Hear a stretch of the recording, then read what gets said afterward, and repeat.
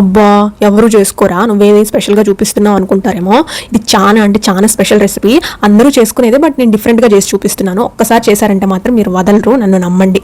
దానికోసం అయితే ముందుగా నేను చూపించిన వెజెస్ అన్ని తీసుకోండి, అది ఒక మిక్సీ జార్లోకి వేసేసుకొని వాటితో పాటు అల్లం, తెల్లగడ్డ, ధనియాలు, చెక్క, మొగ్గ వేసుకొని అవన్నీ పేస్ట్ చేసుకోండి. నెక్స్ట్ ఇప్పుడు ఇంకో కడాయి పెట్టుకొని హోల్ బిర్యానీ స్పైసెస్ వేసుకొని అందులోకి ఆనియన్ వేసుకొని బాగా ఫ్రై చేసుకోండి. ఆ పక్కనేమో చికెన్ కూడా చేస్తూ ఉన్నాము.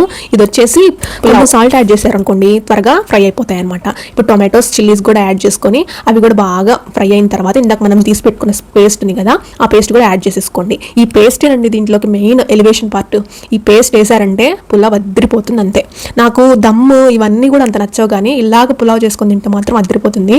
ఒకసారి మీరు కూడా ట్రై చేయండి. ఇంకా మీరు ఎంత క్వాంటిటీ తీసుకుంటారో బియ్యం అంత క్వాంటిటీకి వాటర్ తీసుకొని అలా బాయిల్ అయిన తర్వాత అలా బాయిల్ అవుతున్నప్పుడే మనం రైస్ కూడా యాడ్ చేసేసుకోవాలి. ముందుగా అయితే రైస్ని నానబెట్టకండి, విరిగిపోతుంది. ఇలా మీకు పలుకులుగా రావాలంటే అప్పటికప్పుడే వేసుకోండి. అలా వేసుకొని బాయిల్ అవుతున్న వాటర్లో ఒక్కసారి తిప్పండి. ఒక్కసారి తిప్పి ఇంక అట్లాగే సిమ్లో పెట్టేయండి. మీరు ఎప్పుడైనా సరే కడాయి పెట్టిన దాని కిందనే ఒక పెనం లాంటిది పెట్టుకోండి, అప్పుడే కింద మాడకుండా ఉంటుంది. వీడియో ఇన్ఫర్మేటివ్గా అనిపిస్తే ఛానల్ని సబ్స్క్రైబ్ చేసుకోండి. Thanks for watching.